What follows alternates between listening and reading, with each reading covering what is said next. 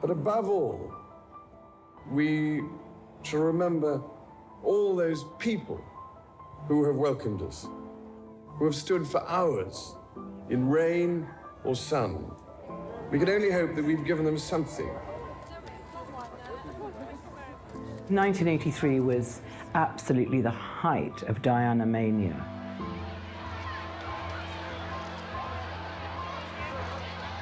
It was just like a phenomenon.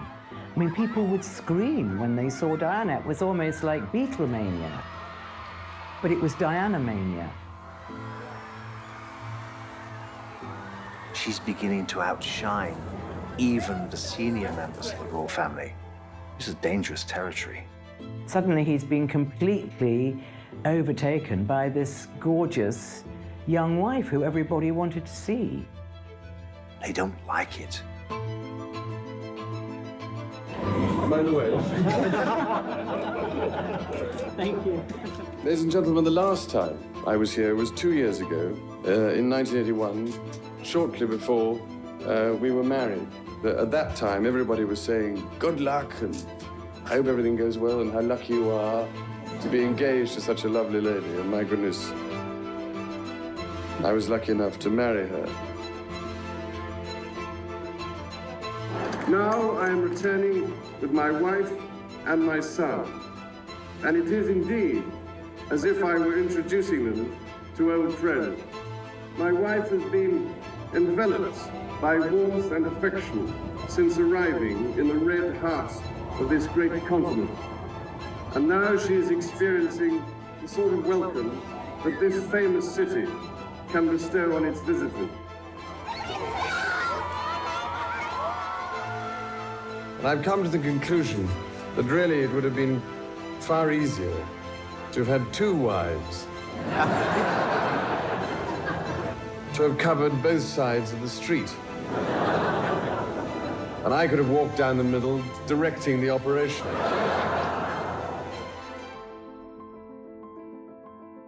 There was an element of something not being right, or Diana looking really miserable.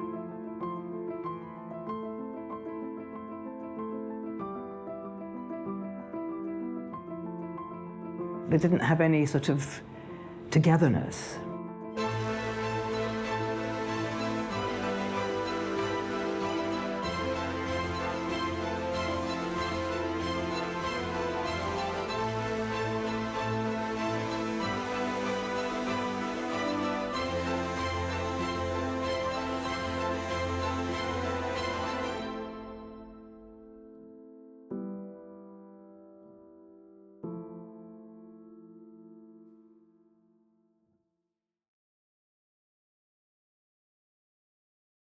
The princess had left her packing to the last minute, undecided as to which clothes to take with her, and no doubt adding some wet weather gear for Alice Springs.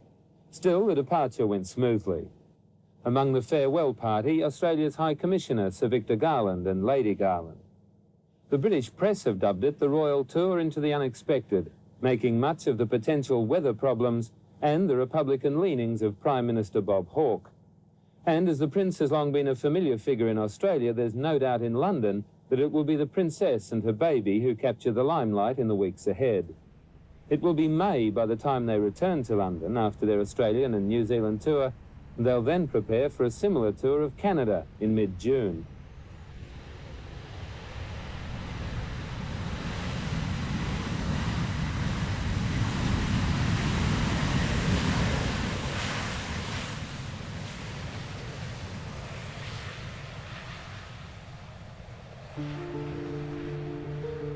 On their 1983 Royal Tour, Charles and Diana went to Australia. And then, because the Prime Minister of Australia wrote to them and said, would you like to bring your little baby with you? They also extended the tour, and they included New Zealand as well. So it was a 6-week tour, which is a long, long time. Diana described it as a baptism of fire.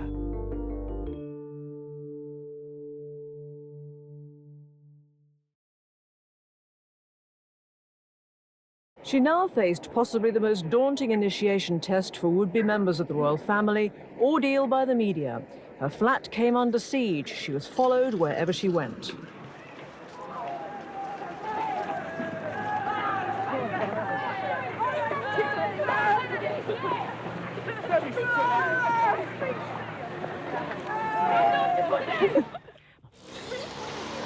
Is there any possibility of any announcement of your marriage in the near future? Can you tell me? Can you tell me if there's any possibility? But I'm not going to say anything, afraid. Right, but Prince Charles did give us a hint himself. He said we wouldn't have to wait too long.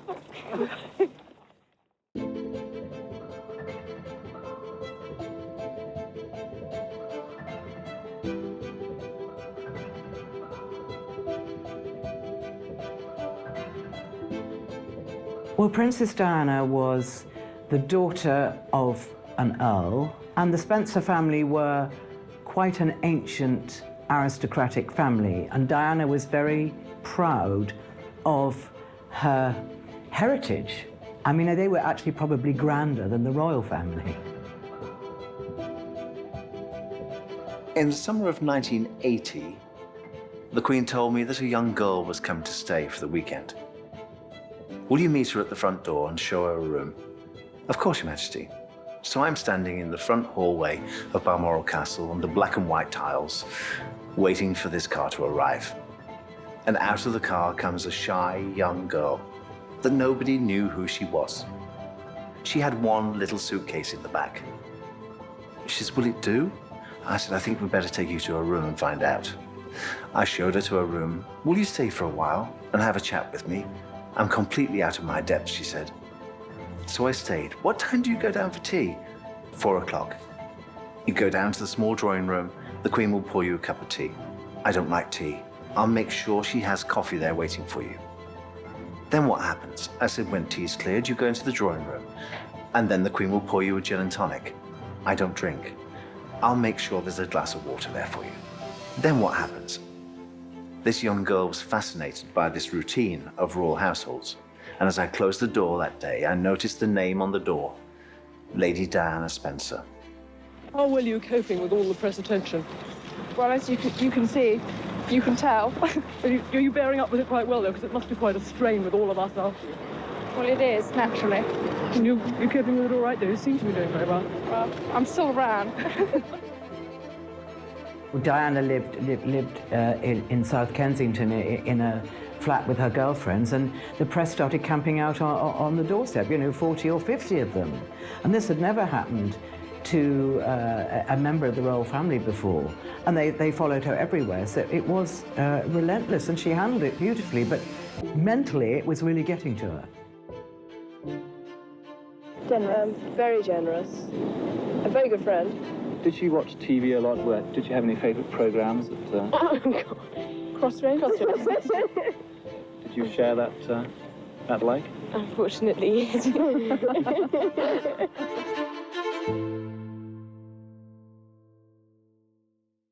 Do you find it a very daunting experience that yesterday you were a nanny looking after children, now you're about to marry the Prince of Wales, and one day you would, in all likelihood, be Queen?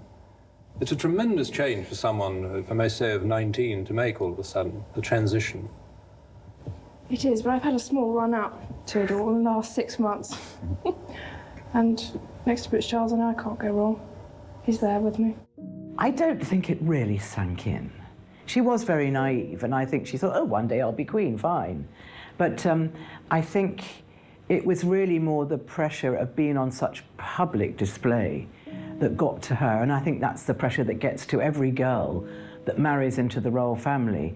But no one had ever experienced this before. Diana was the first one. And I remember the Queen sort of saying, it's just because she's young and new and it'll all calm down. Because it never calmed down, it just got worse. So she was under a lot of pressure. Now, if you watch that piece of footage when Prince Charles is asked, "Are you in love, sir?" And I suppose in love. Of course. Whatever in love means. And she looks at him as if to say, "What are you talking about? Don't you know what love is? That was the problem from the beginning. But he was sort of being mystical, you know, which was a really stupid thing to say in an interview. He didn't want to start getting into whatever love is. He didn't mean it as unkindly as it sounded.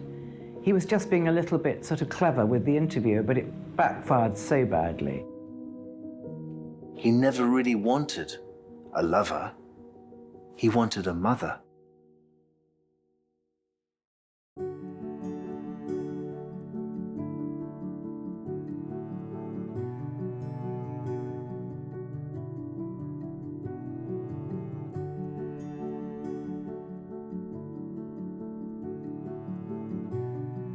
After days of torrential rain in the Alice, the skies were clear this morning as the Royal Australian Air Force jet made its approach. The flight to Alice Springs from London was a direct one, with only one refuelling stop at a place kept secret for security reasons. After a wait of several minutes, the Prince and Princess emerged showing no sign of the long flight, and obviously well educated in the right sort of clothes to wear in Central Australia. The line of dignitaries was a short one for their arrival. Military officials, the new Federal Minister of State, Mick Young, and his wife, and the Northern Territory Chief Minister, Paul Everingham, with his wife. And then the moment more than 100 reporters and cameramen flew from all over the world to see the public debut of 9-month-old Prince William, second in line to the throne. Barrage of cameras and recorders was reduced to chaos as the royal nanny, Miss Barbara Barnes, brought Prince William down the stairs. His first public showing was to be in the airport terminal building, but media officers decided the scores of camera flashes would be too much for the baby prince. Instead, it was a brief trip to the tarmac and then a pose for the cameras with Mum and Dad. Prince William was then whisked back aboard the plane and taken straight to Albury and the nearby Womargama station, where he'll spend his entire time in Australia. No royal baby had ever been on a royal tour before, so it was very unusual that Prince William should accompany his parents, but they were invited. It wasn't their idea. They didn't even, you know, the Prime Minister of Australia thought what a good idea, and it was a brilliant idea. And Prince William actually stayed at a sort of farm homestead with, you know, with his nanny and with his protection officer. So he wasn't dragged around behind Charles and Diana. He was very much in his own place. The Prince and Princess then made their way through the crowd as hundreds of necks were stretched to get a glimpse over the heads of the media. The royal couple stopped several times to chat with the crowd, some of whom had driven hundreds of kilometres for this moment. And then with great difficulty, the crowd was parted as they got into their car and made off for the Gap Hotel, which is to be their home for 2 nights. Yet another crowd of about 500 waited all morning outside the hotel for one glimpse of the couple. Briefly, very briefly, they did see Prince Charles slip across the balcony from one room to another. But that was all. When the Prince and Princess did leave about an hour and a half later, they did so quietly and unnoticed out a back door.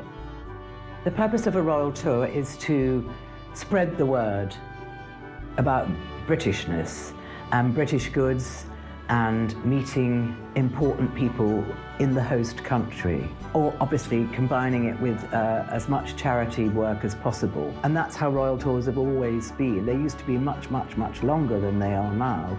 But it's really about flying the flag for Britain.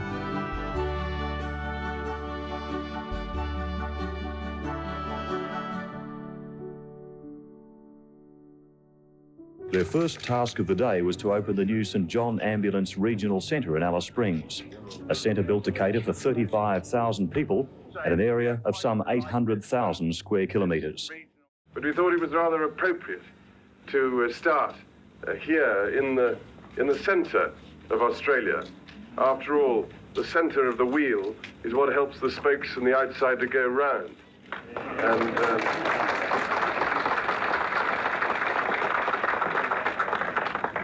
it's good to be in the Northern Territory.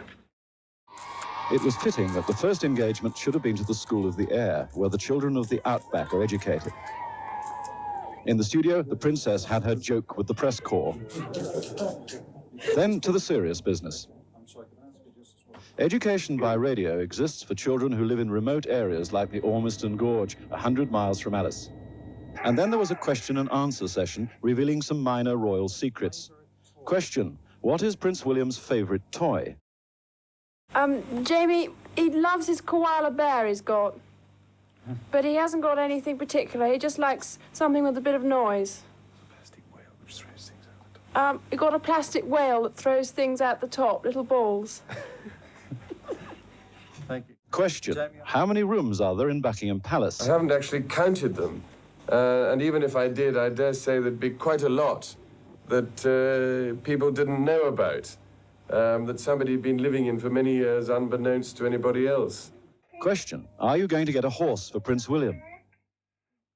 I expect we will. In England, we have something called a Shetland pony, which is just a little bit smaller than your idea of a pony. So we probably will one day, hopefully, just to encourage him.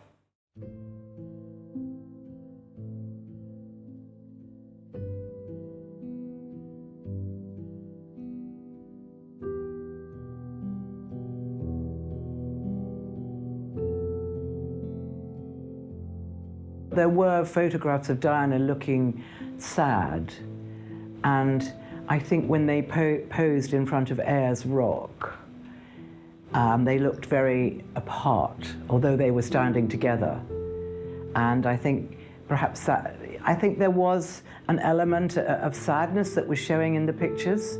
I mean, when we can only tell by the close-ups that photographers were taking at the time. And I think there was an element of something not being right, or Diana looking really miserable, and it wasn't like they didn't have any sort of togetherness.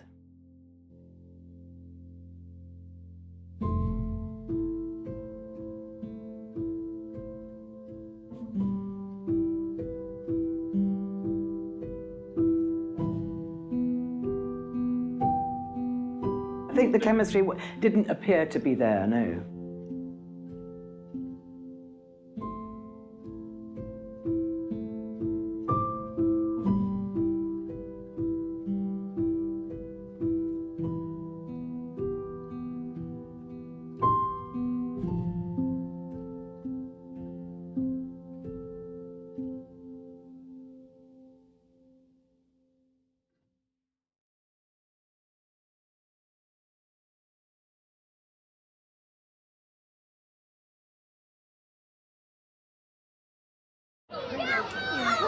The third day of the royal visit took the Prince and Princess of Wales to Tennant Creek, over an hour's flight north of Alice Springs in the centre of the Northern Territory.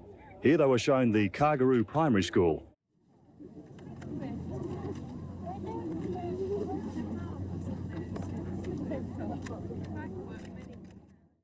Princess Diana was again given more roses and daffodils than she could handle. By the way. Thank you.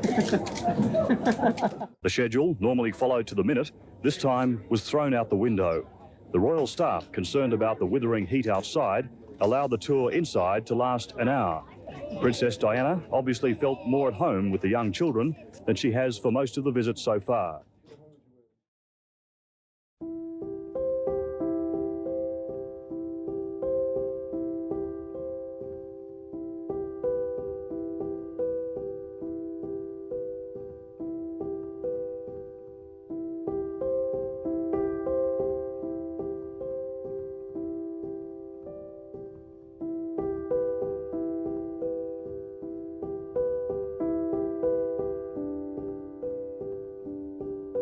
The first stop was at Canberra's Civic Centre, which bears an uncanny resemblance to Croydon.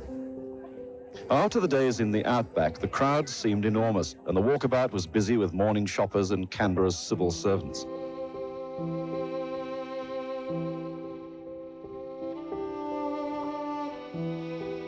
She chatted to housewives who were able to observe that her outback sunburn has faded now that she's in the cooler climate of the east. Small hands reached out to hug her by the waist.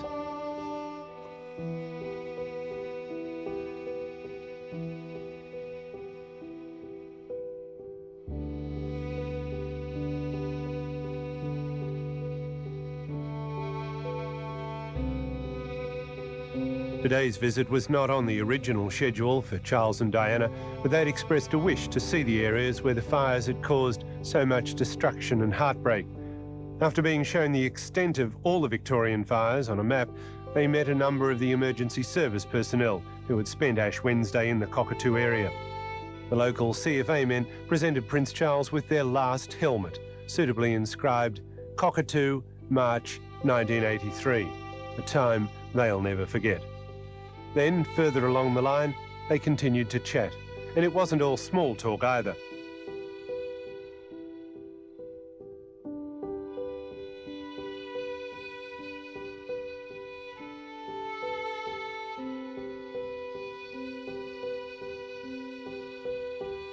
At the end, they planted a flowering gum tree as a symbol of faith in Cockatoo's recovery.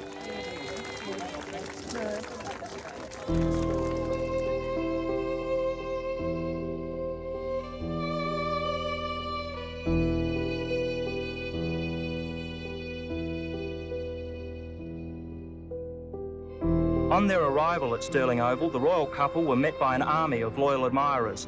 A virtual wall of people flanked both sides of the main walkway to the sporting ground, where country fire service personnel and the many victims of the recent fires and floods had gathered. The official party, led by Premier John Bannon and his wife Angela, were on hand to meet Prince Charles and Princess Diana and escort them through to the main arena. The long walk provided a perfect opportunity for many of the general public to meet the royal couple. Young children offered flower posies to both the visitors.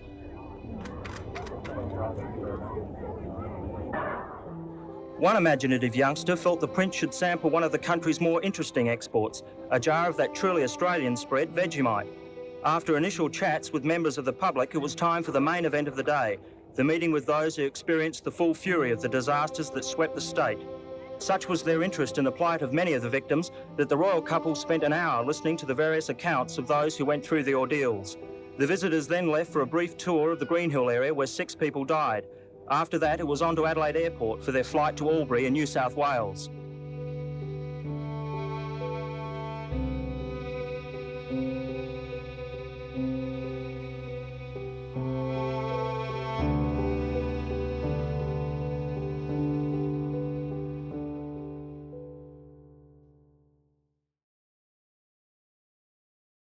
I have been here many times before, but I do genuinely feel that I am among old and valued friends.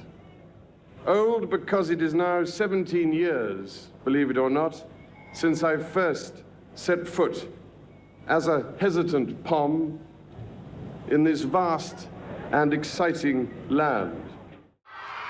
The royal party was only 4 minutes behind schedule when they arrived at the Sheraton Wentworth Hotel to the cheers and a few screams from excited royal watchers. Shortly before 8, the Prince and Princess entered the ballroom and the evening's festivities began.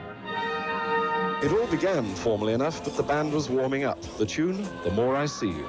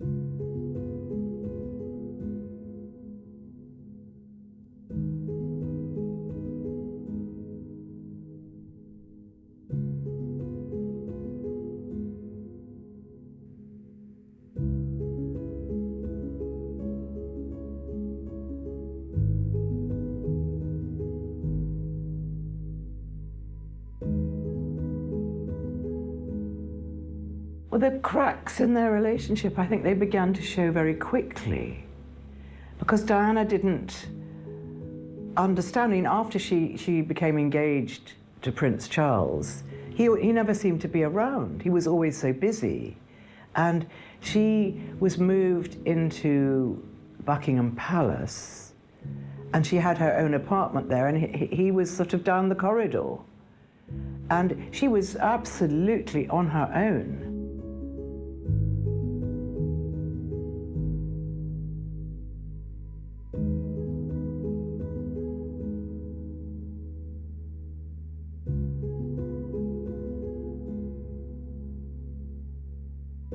Diana had terrible jitters on her wedding day. In fact, the night before, she'd wanted to get out of the whole thing. And she'd had a sort of funny, jokey evening with her sisters. And they said, "You can't get out of it now, your face is on the tea towels." And that made her laugh. But she'd discovered about Camilla. She'd discovered that Charles was giving her gifts. And she didn't know the half of it, but she knew that Camilla was a very important person in her fiancé's life. And she said she became obsessed, absolutely obsessed, so that when she was walking down the aisle, she spotted Camilla in the congregation. She says, "But you know, the most wonderful thing was walking down the aisle of St. Paul's Cathedral with my father." She says, "But did you ever look at the footage of that?" I said, "I've seen it many times." She says, "Next time you look at it, watch me." She says, "Can't you see me looking from side to side? Can you see me doing that? Do you know what I'm doing? I'm looking for her. I'm looking for Camilla." And she was there. Albury was delighted to be playing host to the royal couple at the extra special Easter Sunday service at St Matthew's Anglican Church.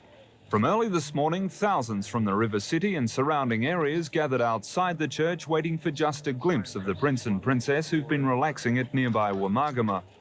About 300 parishioners crammed into St Matthew's as the couple took Holy Communion and the Prince read a passage from the New Testament.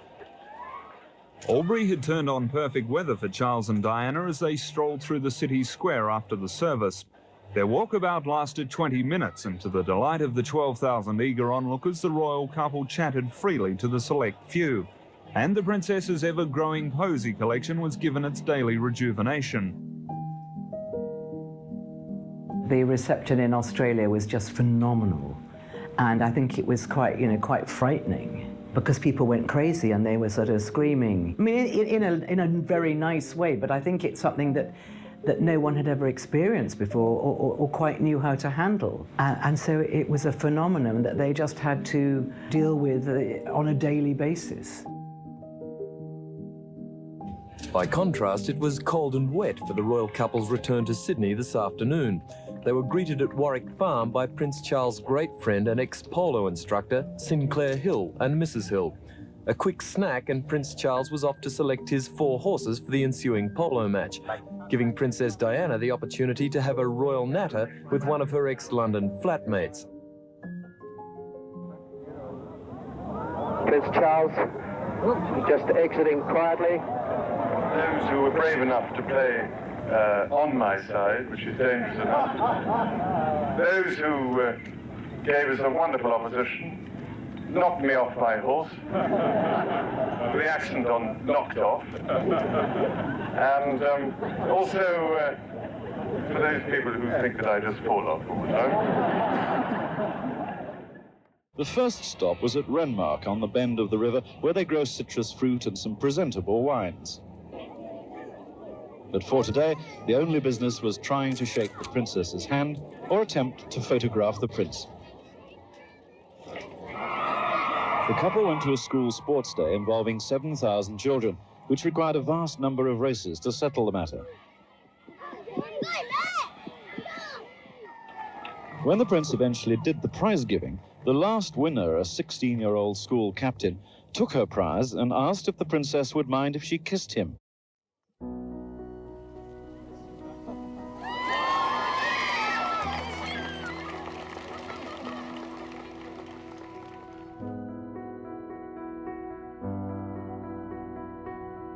In 1983 was absolutely the height of Diana mania. They'd been married for 2 years. She'd given birth to Prince William. He was almost 2 years old. And people were it was just like a phenomenon. I mean, people would scream when they saw Diana. It was almost like Beatlemania. But it was Diana mania. And Charles felt, an irrelevance. And he didn't like it, he wasn't used to it. He'd been brought up since the moment he opened his eyes that he was the one, he was the future, he was going to be the king. And suddenly he's been completely overtaken by this gorgeous young wife who everybody wanted to see and everybody wanted to shake her hand. Brisbane was the place where they expected the biggest crowds of the tour, and they got them. When the royals finally arrived, to be greeted by Lord Mayor Roy Harvey and Mrs. Harvey at about 11:45, the excited crowd was like a bomb ready to explode. Children rushed the royal couple with scores of bouquets, and barriers came down to create a security and police nightmare. But the prince and princess seemed undaunted and took time to chat and accept the tumultuous cheers from the crowd. Vantage points were the thing. You could climb on a telephone box, or on a traffic light, on a window ledge, or at the very top of a building. But wherever they were, most of them were noticed.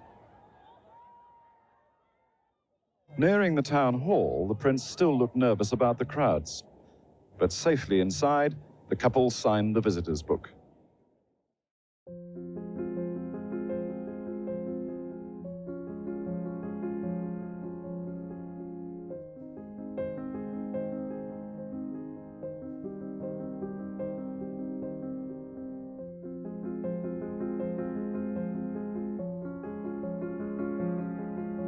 Charles was, is a university graduate, a great deep thinker, a great deep reader, and Diana is, she got very few qualifications, so she wasn't a well-read, intelligent woman. She was very canny and very smart, but she wasn't at all like Charles. They were polar opposites. We've been now all the way around Australia to every single state, and this certainly has been the coldest day of the entire expedition.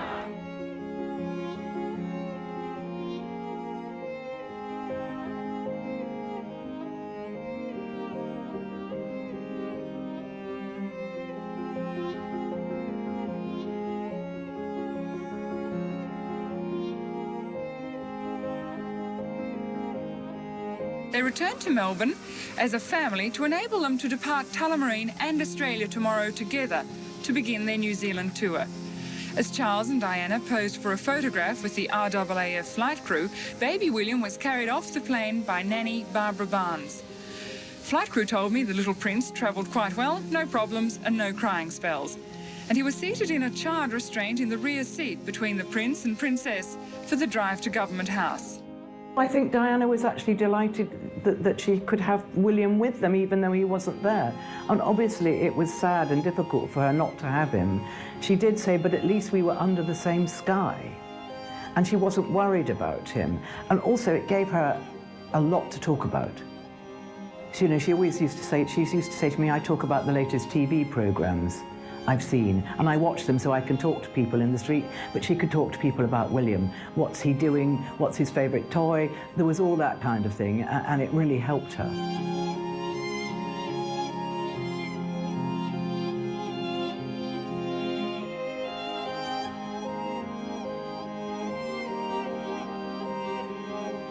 Prince William stole the show at today's airport farewell, arriving at Tullamarine with his nanny, Barbara Barnes, 45 minutes before his parents should have given him plenty of time to settle down in a specially built wall-mounted cot for the flight across the Tasman.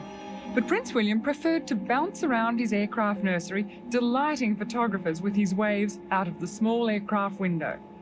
Prince Charles and Princess Diana were on royal time again, late, and had no time for a personal farewell to the crowds at Tullamarine. A wave goodbye from the doorway of the New Zealand Air Force jet, and the Australian tour was over.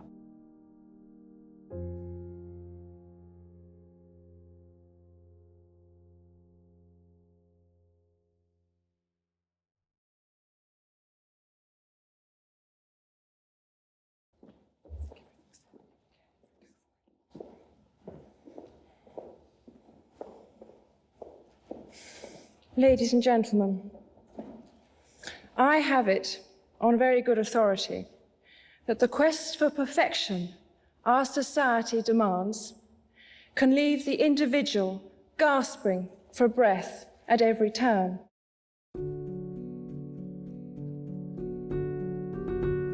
It was impossible to do this balancing act between the prince and the princess, the prince during the week and the princess at the weekend, and then have someone else pop in to this ménage à trois. It was incredibly difficult because the princess would ring me up from London and say, "Where's Prince Charles tonight, Paul? Where's the Prince of Wales? He's out for dinner, Your Royal Highness. Where is he? I've no idea." "Of course you know where he is. You always know where he is." "Who's he got for dinner tomorrow night? I hear he's got a dinner party. Who's coming?" "Don't ask me. Please ask him." Going back to those days of Charles and Diana's separation and divorce, it was just extraordinary. There were headlines in all the newspapers almost every day. There were even billboards, advertising what was going to be in the newspapers. I mean, it was incessant, absolutely incessant. Because Diana was selling newspapers. She sold everything, but she particularly sold newspapers. So if an editor put a picture of Diana, especially a picture of Diana maybe looking miserable or in some kind of distress, on the front of the newspaper, it sold more editions. So that's what was happening. And then, of course, Diana did the Panorama interview, which was the death knell of their marriage. Well, there were 3 of us in this marriage, so it was a bit crowded. But even still, the princess tried to make her marriage work, and she never actually wanted a divorce. She said, "I'll have a separation, but I don't want to be divorced. For the children's sake, I want us to remain a family unit, to bring them up as parents." But the Queen wouldn't hear of it. The Queen wrote to Princess Diana and said, "For the sake of the monarchy and the country and the church, we think it's best if you and Charles divorce."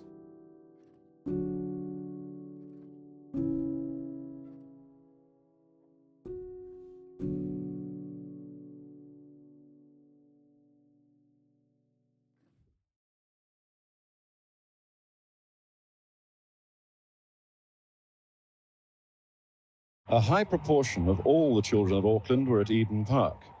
In fact, the total was 35,000, about the crowd they get for a test match here. But the display couldn't begin until the Maori challenge was accomplished. Maori children are taught their racist ceremonies very early in life. It's not rudeness to stick your tongue out, but the mark of a true warrior. Even so, the princess didn't seem entirely sure.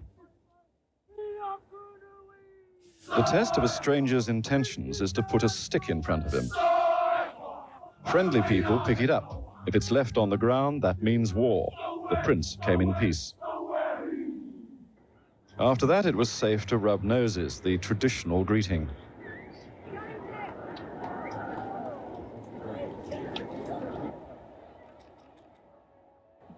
The Queen Victoria, Murray Girls.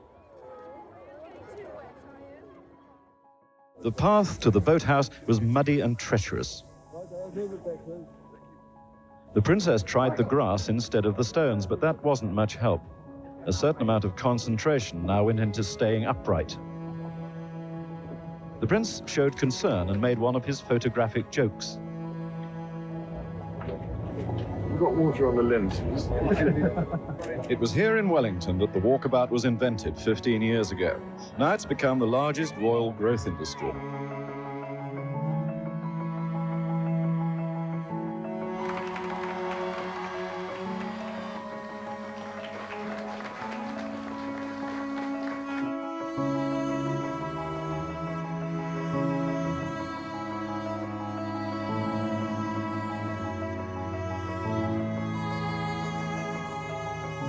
Although they took baby William, he wasn't with them all the time, and it was incessant. It was absolutely incessant, and Diana got thinner and thinner, and her bulimia got worse and worse and worse.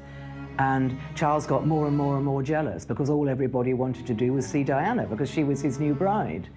So it wasn't surprising, but he didn't like it.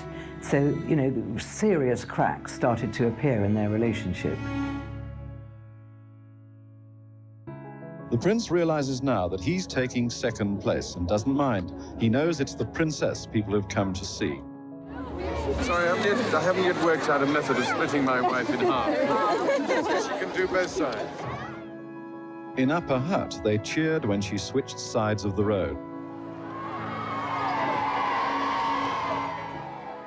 They chanted for her and cheered again when the prince chose her direction. Here, they gave her a balloon.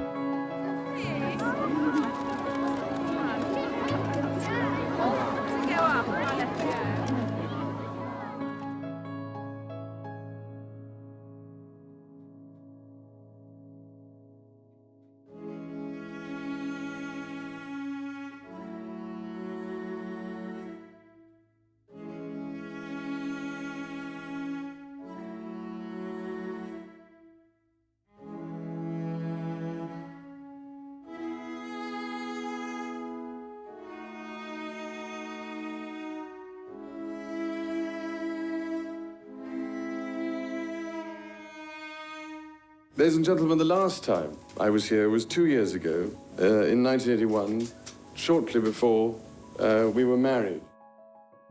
At that time, everybody was saying, good luck, and I hope everything goes well, and how lucky you are to be engaged to such a lovely lady. And my goodness, I was lucky enough to marry her. And we had many, many messages.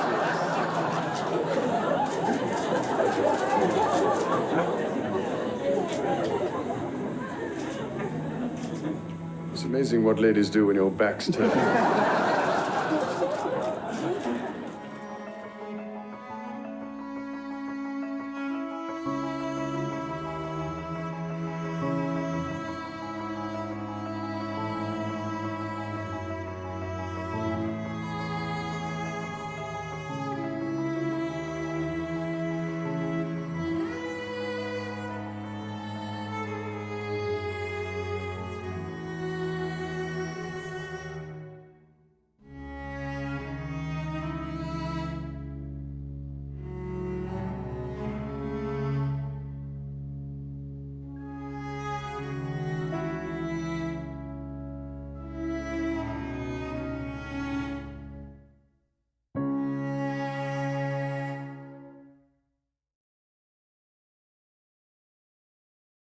They came to Waitangi in the Bay of Islands on this last day of the tour to pay their respects at the place where New Zealand became a nation.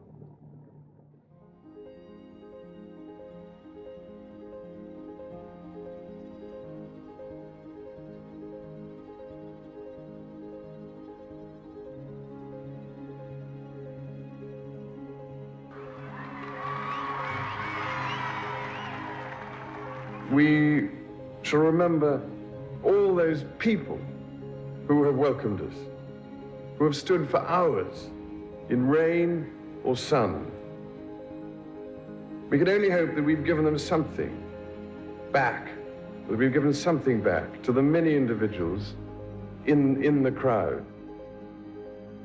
And I've come to the conclusion that really it would have been far easier to have had 2 wives.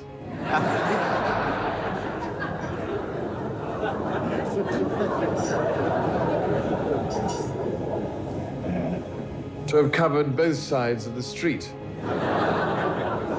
And I could have walked down the middle, directing the operation.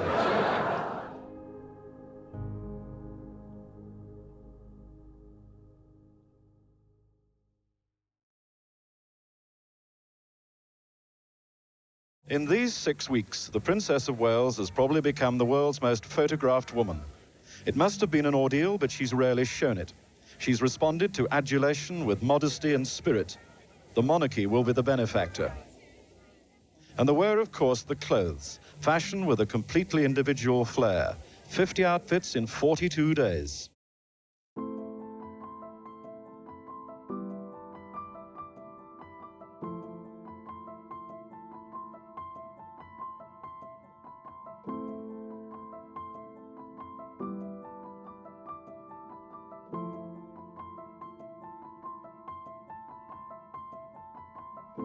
It's almost impossible to describe to a stranger or someone who's never met Princess Diana what she was really like. What I usually say is she was as beautiful inside as she was out. But to meet her was something special. She lit up a room. She stopped traffic. And when she entered into a room, everything stopped, and all eyes were on her. I've never met another human being who had that aura, who had that charisma, the same as Princess Diana. The princess changed enormously from the time I met her, aged 18, to the very end. I was there from the beginning to the very end. And I can tell you, in the beginning, she was a shy, naive, quiet girl who knew nothing about the world. She transformed. She had to. She had to survive. She was thrown in at the deep end and told to swim, and she learned quickly.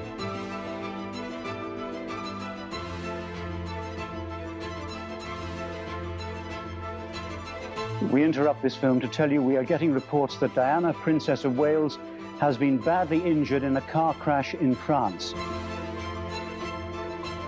French radio is saying that the accident happened in western Paris when the car she was traveling in collided with another vehicle in a tunnel. The princess is reported to have been taken to hospital. There is no news of her condition, and as yet the report is unconfirmed.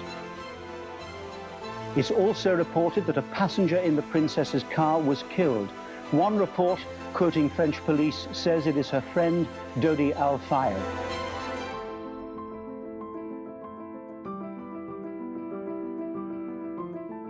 I hope you can find it in your hearts to understand and to give me the time and space that has been lacking in recent years.